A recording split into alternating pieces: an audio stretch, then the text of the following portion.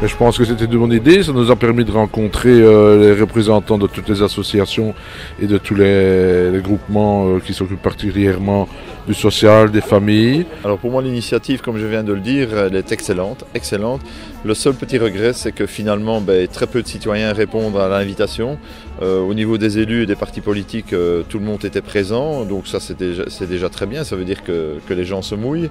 Eh bien, c'est une superbe initiative. Je regrette évidemment le manque de participation des citoyens parce que je pense qu'à la base, c'est essentiellement pour eux qu'on essaye de créer ce genre d'initiative. Je trouve que c'est très intéressant et c'est une expérience à refaire. J'ai écouté mes collègues puisque ce sont des collègues qui ont intervenu. Et je trouve que c'est très bien, c'est beaucoup de paroles, mais il faudra beaucoup d'actes aussi et travailler beaucoup pour trouver l'argent pour financer tout cela. Ah mais je crois que vous avez de la chance quand même d'avoir déjà du beau temps et je crois qu'il y a pas mal de points qui sont abordés qui est la réalité de la vie communale.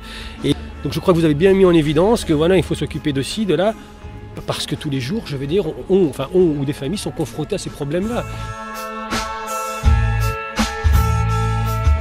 La première de nos priorités sur la liste ici, c'est une gestion saine et constructive du budget communal. La deuxième chose, je pense que c'est une ville qui doit être sûre. Nous mettons l'accent sur la sécurité et ainsi que sur la propreté de la ville. Et enfin, nous avons aussi un gros problème, ce sont les routes et les trottoirs qui sont en mauvais état. On va initier une grande journée citoyenne où le citoyen couvinois pourra découvrir l'ensemble des activités, que ce soit commerciales, économiques, touristiques, culturelles, sportives qu'il y a dans l'entité, et tout ça gratuitement. Remettre en place une grande foire commerciale, développer le tourisme tourisme vert, création d'emplois par le commerce et par le tourisme. Et ça, une fois qu'on aura déjà fait ça, ça sera déjà pas mal, je pense. Mais pour nous, la politique sociale, ce n'est pas uniquement lutter contre la pauvreté ou la précarité.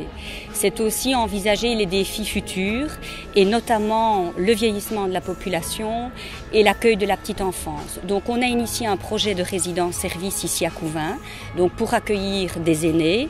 On souhaite poursuivre le projet. On a initié le projet crèche, on souhaite le mener à bien.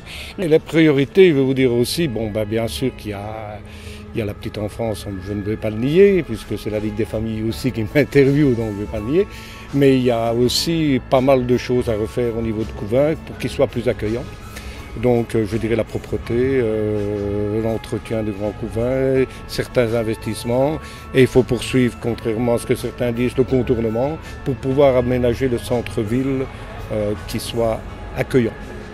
C'est ça, ce qu'on souhaiterait nous ici à Couvain, c'est donner aux citoyens la possibilité de participer, lui donner de la transparence aussi, lui justifier un petit peu pourquoi ce que l'on fait avec son argent. Donc c'est impliquer beaucoup plus le citoyen dans toute la gestion communale. Ça, je crois que c'est fort important.